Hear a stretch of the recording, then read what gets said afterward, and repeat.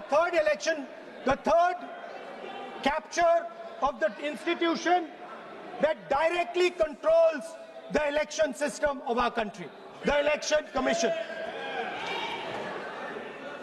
Now, I'm not saying this without proof.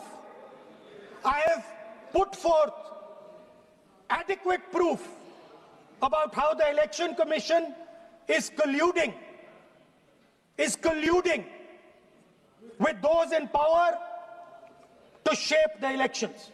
But I want to ask three questions first, which will make it very clear that the BJP is directing and using the Election Commission to damage India's democracy. The first question, why is it that the CJI was removed from the selection panel of the Election Commissioner?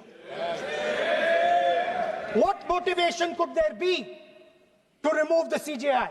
Do we not believe in the CJI? Of course we believe in the CJI. Why is he not in that room? I sit in that room. It is so-called a democratic decision. On one side, Prime Minister Narendra Modi and Mr. Amit Shah. On the other side, the leader of the opposition. I have no voice in that room. What they decide is what happens. So the first question, why is the Prime Minister and Amit Shah so keen on choosing exactly who the Election Commissioner is going to be? Second question, and even more devastating question, no Prime Minister has done this in the history of India. In December 2023, this government changed the law. They changed the law to make sure that no election commissioner could be punished for any action they take while they are election commissioner. Yes.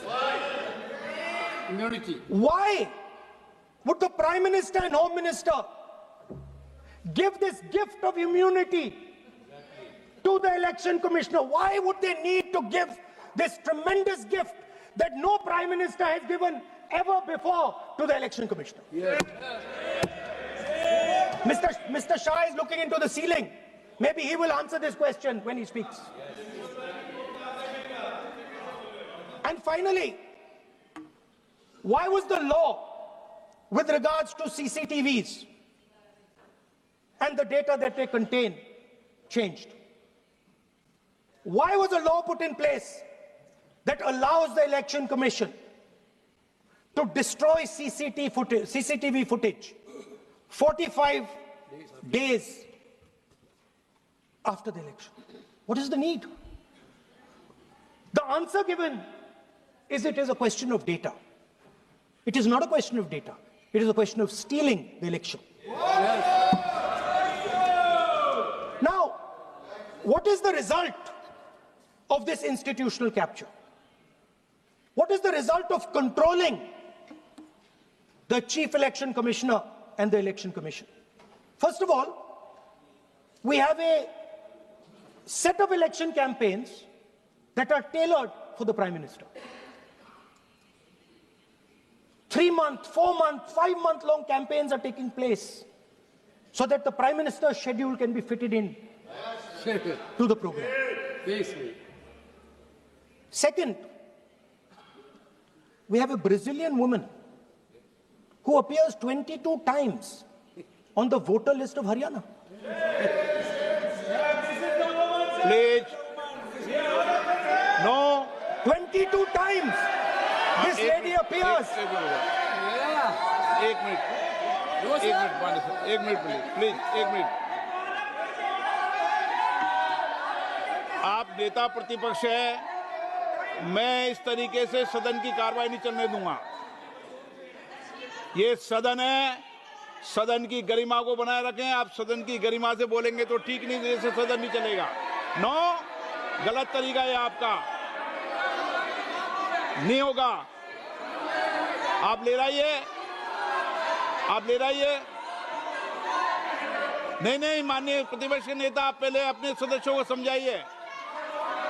नहीं चलेगा, नहीं, ठीक नहीं है। No. No, नहीं, बिल्कुल नहीं चलेगा। अगर आप सर माननीय प्रतिपक्ष के नेता, आप Speaker, अपने sir. सदस्यों को गरिमा समझाइए। सर बट योर ये तरीका, सर, ये तरीका आप इतने सालों Yes, तक यहाँ पर sir, हैं, ये तरीका उचित है क्या?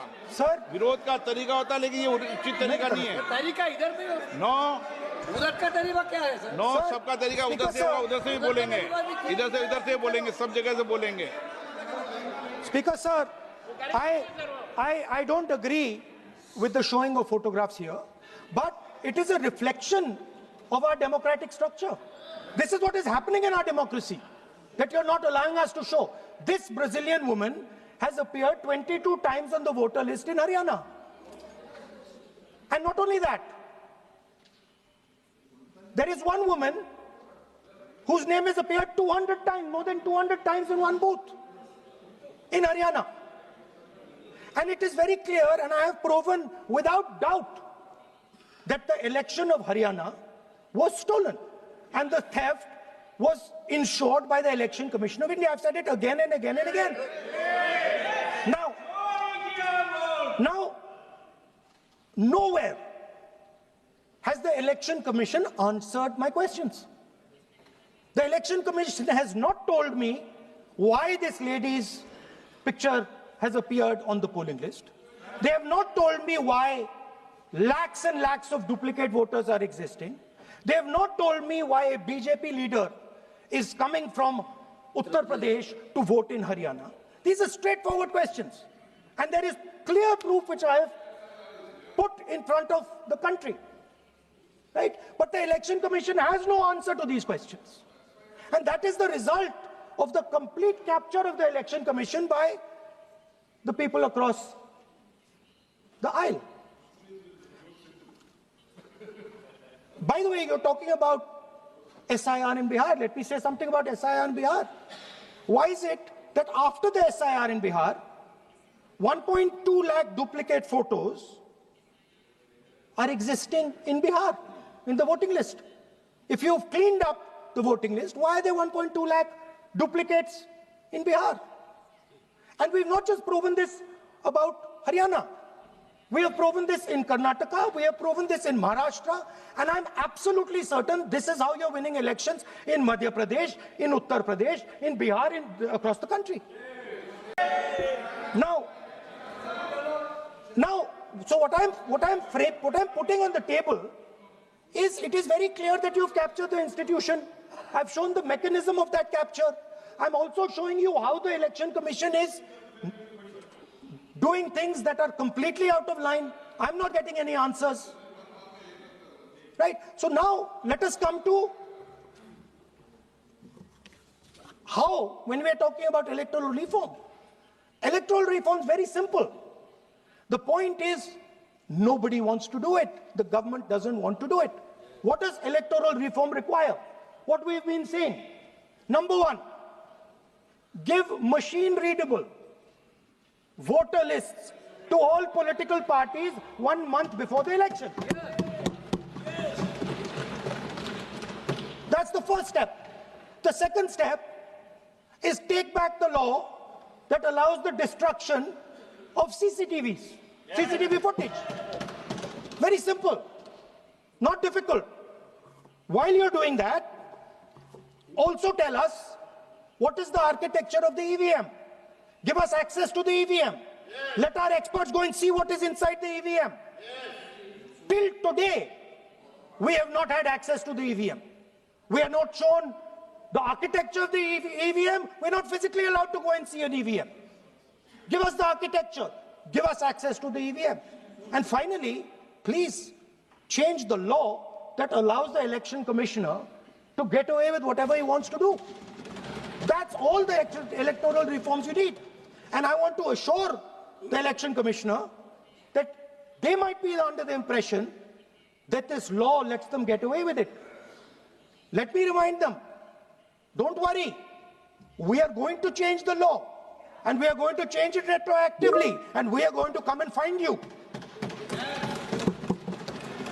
Right? So this is the situation that the country is faced with. You know, everybody says to us, India is the biggest democracy. Actually, I was thinking today, we're not just the biggest democracy, we're the greatest democracy. And I'm not saying it just like that. I'm saying it, America calls itself the oldest democracy. But the democracy that weaves together the largest number of people, the largest diversity of people, the largest number of languages, the largest number of states is this. And so our most powerful asset, the thing that stitches together the entire concept of modern India, stitches together the fabric of modern India, brings people together, allows them to build this great nation, is being attacked by these people. They're destroying it. You know they're destroying it, I know they're destroying it, and they know they're destroying it. And I'd like to conclude by saying that the biggest anti-national act you can do is vote chori. There is no bigger anti-national act that you can do than vote chori. Because when you destroy the vote, you destroy the fabric of this country. You destroy modern India, you destroy the idea of India. So I'd like to conclude by saying vote chori is an anti-national act, and those across the aisle are doing an anti-national act. Thank you.